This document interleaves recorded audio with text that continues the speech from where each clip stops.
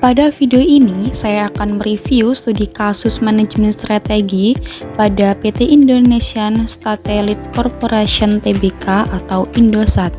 Studi kasus ini membahas bagaimana Indosat merumuskan dan menerapkan strategi bisnisnya dalam menghadapi persaingan global dan krisis ekonomi, khususnya pada industri telekomunikasi yang sangat dinamis. Indosat didirikan pada tahun 1967 dan mulai beroperasi secara komersial pada tahun 1969 sebagai penyedia jasa telekomunikasi internasional di Indonesia.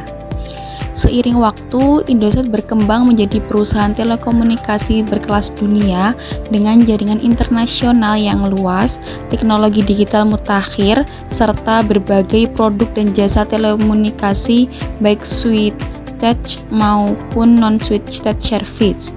Dari sisi lingkungan internasional, Indosat memiliki sejumlah kekuatan utama seperti hak duopoli dalam jasa telekomunikasi internasional, pengalaman panjang, kualitas manajemen yang baik, teknologi modern, serta sumber daya manusia yang kompeten.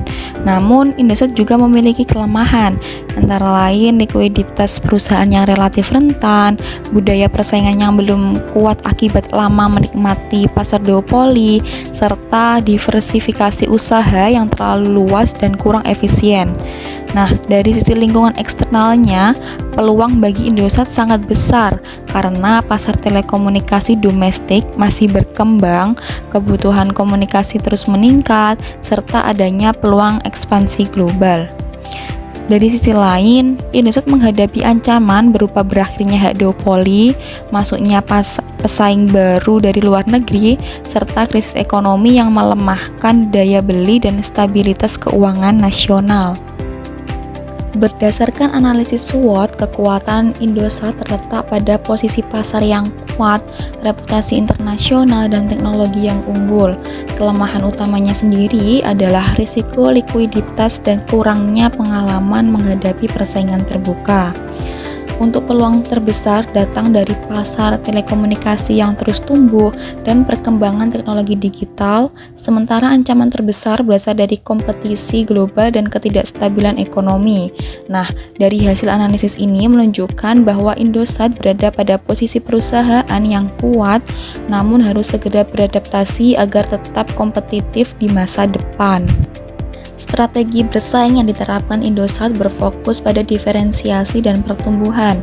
Indosat menempatkan jasa telekomunikasi internasional sebagai core bisnis sambil mengembangkan jasa seluler, satelit, dan layanan bernilai tambah.